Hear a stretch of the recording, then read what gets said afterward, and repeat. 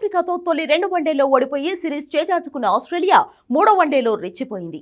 సొంత గడపై కంగారు బ్యాటర్లు సఫారీ బౌలర్లను ఊచకోత కోశారు. ఆస్ట్రేలియా తమ వన్డే క్రికెట్ చరిత్రలో రెండో అతిపెద్ద స్కోర్ను నమోదు చేసింది. 50 ఓవర్లలో కేవలం 2 వికెట్ల నష్టానికి 431 పరుగులు చేసింది.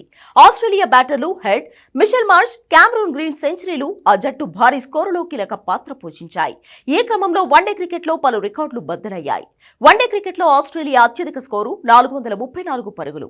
ఇది 2006లో దక్షిణాఫ్రికా పైనే సాధించింది. ఇప్పుడు సరిగ్గా 19 ఏళ్ల తర్వాత మళ్లీ దక్షిణాఫ్రికా పైనే తమ రెండో అతిపెద్ద స్కోర్ను నమోదు చేసింది. ఈసారి తమ అత్యధిక స్కోరును కేవలం 3 రన్స్ దగ్గరలో నిలిచిపోయింది. ఆస్ట్రేలియా వన్డే క్రికెట్లో 400+ పరుగులు చేసి 10 ఏళ్లయింది. దీనికి ముందు చివరిసారిగా 2015లో ఆఫ్ఘనిస్తాన్ పై 400 పరుగుల మార్క్ను దాటింది. అప్పుడు ఆస్ట్రేలియా 6 వికెట్ల నష్టానికి 417 పరుగులు చేసింది. ఇది వన్డే క్రికెట్లో ఆ జట్టు మూడో అతిపెద్ద స్కోర్. దక్షిణాఫ్రికాపై చేసిన 431 పరుగులు ఆస్ట్రేలియాకు రెండో అతిపెద్ద స్కోర్ అయినప్పటికీ వన్డే క్రికెట్ చరిత్రలో ఇది 9వ అతిపెద్ద స్కోర్గా నిలిచింది. ఆసీస్ ఇన్నింగ్స్ లో హెడ్, మార్ష్, గ్రీన్ సెంచరీలు చేయగా Alex Carey half century one day. వన్డే క్రికెట్ చరిత్రలో టాప్ 3 బ్యాటర్లు సెంచరీలు చేయడం 10 ఏళ్ల తర్వాత ఇదే.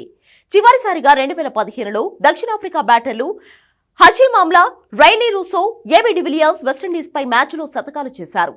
ఇదిలా ఉంటే ఓపెనర్లు హెడ్, మార్ష్ అరుదైన రికార్డులు అందుకున్నారు. వీరిద్దరూ తొలి వికెట్కు 250 పరుగుల పార్ట్నర్షిప్ నెలకొల్పారు. హెడ్ కేవలం 103 బంతుల్లో 17 ఫోర్లు, 5 సిక్సర్లతో 142 పరుగులు చేయగా మార్ష్ 106 బంతుల్లో 6 ఫోర్లు, 5 సిక్సర్లతో 100 పరుగులు చేశాడు.